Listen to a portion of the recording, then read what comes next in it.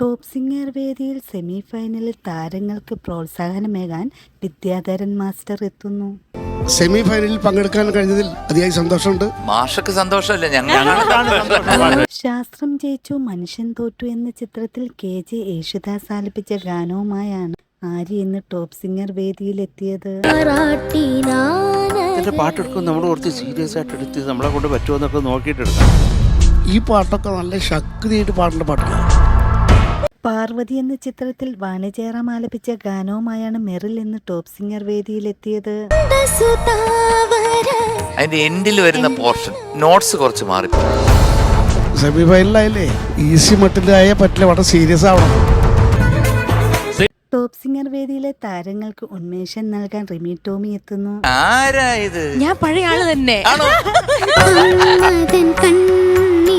Semi finalist ആവോന്ന് പറഞ്ഞ ചില്ലറ കാര്യമല്ല.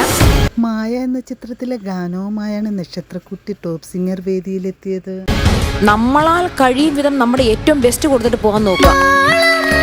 ജാനകിയം ആലപിച്ച ഗാനം മനോഹരമായി ആലപിച്ച താരത്തിന് നല്ല മാർക്ക് കിട്ടട്ടെ എന്ന് നമുക്ക് ആശംസിക്കാം. കുറെ സംഗതികൾ നമുക്ക് മനസ്സിലാകാത്ത രീതിയിൽ മോള് പാടിയിട്ടുണ്ട്. ഒരു മാർക്ക് പോലും വലുതാണ് എന്നുള്ളൊരു ബോധം മനസ്സിൽ വേണം. ടോപ്പ് സിംഗർ സീസൺ 4 അവസാന ഘട്ടത്തിലേക്ക് എത്തിയിരിക്കുകയാണ്. നമ്മുടെ ടെൻഷൻ എന്ന് പറഞ്ഞാൽ ഒരു ഭീകര ടെൻഷനാണ്. ക്വാർട്ടർ ഫൈനലിൽ നിന്നും സെമി ഫൈനലിലേക്ക് മികച്ച മത്സരാർത്ഥികളെ തെരഞ്ഞെടുത്തിരിക്കുകയാണ് വിധികർത്താക്കൾ. സെമി ഫൈനൽസിൽ മത്സരിക്കുന്ന ആ 10 കുട്ടികൾ ആരൊക്കെയായിരിക്കും? ടോപ്പ് സിംഗർ സീസൺ 4 ഗ്രാൻഡ് ഫിനാലേക്ക് അടുത്തിരിക്കുമ്പോൾ ആരൊക്കെയാണ് സെമി ഫൈനലിൽ കയറിയിരിക്കുന്നത് നമുക്ക് കാത്തിരുന്ന് കാണാം.